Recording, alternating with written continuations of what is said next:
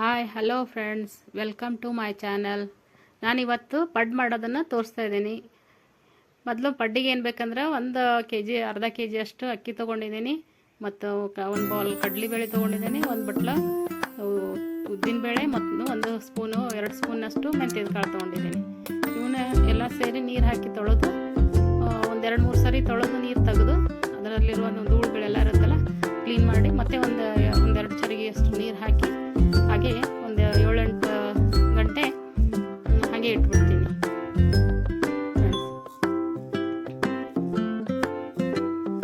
ನಂತರ 7-8 ಗಂಟೆ ಆದಮೇಲೆ ಏನು ಮಾಡ್ತೇನೆ, ಒಂದು ಬೌಲಲ್ಲಿ ಒಂದು ಸ್ವಲ್ಪ ಅವಲಕ್ಕಿ ತೊಗೊಂಡಿನಿ. ಅವಲಕ್ಕಿ ಒಳಗೆ ನೀರು ಹಾಕಿ, ಆ ನೀರು ಸ್ವಲ್ಪ ಅವಲಕ್ಕಿ ನೆಂದಮೇಲೆ ಅದಕ್ಕೆ ನಾನು ಅಕ್ಕಿ ನೆನೆಟ್ಟಿಟ್ಕೊಂಡಿದ್ನಲ್ಲ ಅದನ್ನು ಒಂದು ಜಾರಿಗೆ ಹಾಕ್ಕೊತೀನಿ ಫ್ರೆಂಡ್ಸ್.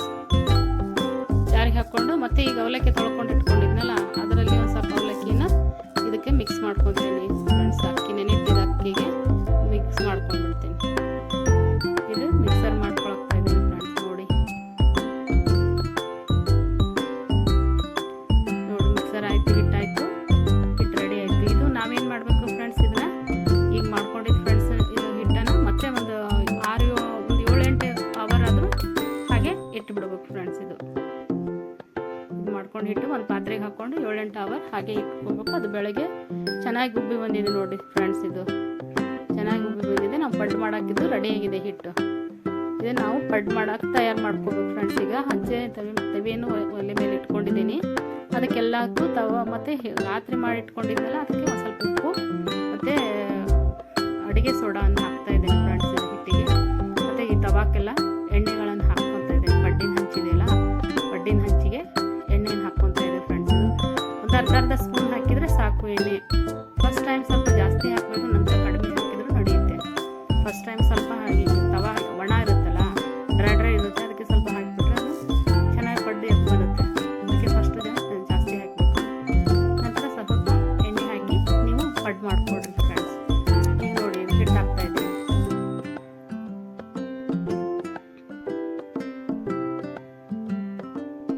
ಹಿಟ್ಟಾಕಿ ಇದ್ರ ಮೇಲೆ ಒಂದು ಪ್ಲೇಟನ್ನು ಮುಚ್ಚಿಬಿಡ್ಬೇಕು ಫ್ರೆಂಡ್ಸ್. ನಾವು ಪ್ಲೇಟ್ ಮುಚ್ಚಿದ್ರೆ ಏನಾಗುತ್ತೆ ಅಂದರೆ ಚೆನ್ನಾಗಿ ಅದು ಉಬ್ಬಿ ಬಂದುಬಿಡುತ್ತೆ. ಮುಚ್ಚಲಿಕ್ಕೆ ಎಲ್ಲ ಹಲ್ಪೆ ಹಾಗೆ ಚೆನ್ನಾಗಿ ಬರೋಲ್ಲ ಪಡ್ಡು.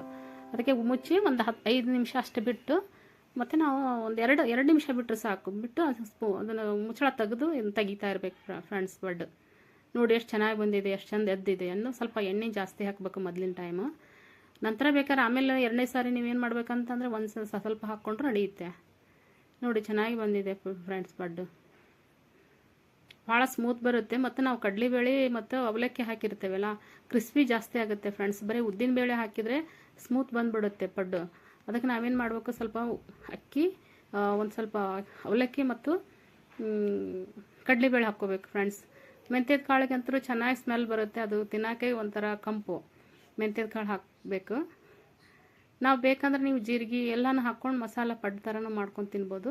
ನಾನು ಇವತ್ತು ಸಿಂಪಲ್ಲಾಗಿ ನೀವು ಪಡ್ ಮಾಡಿ ತೋರಿಸ್ತಾ ಇದ್ದೀನಿ ಅಷ್ಟೇ.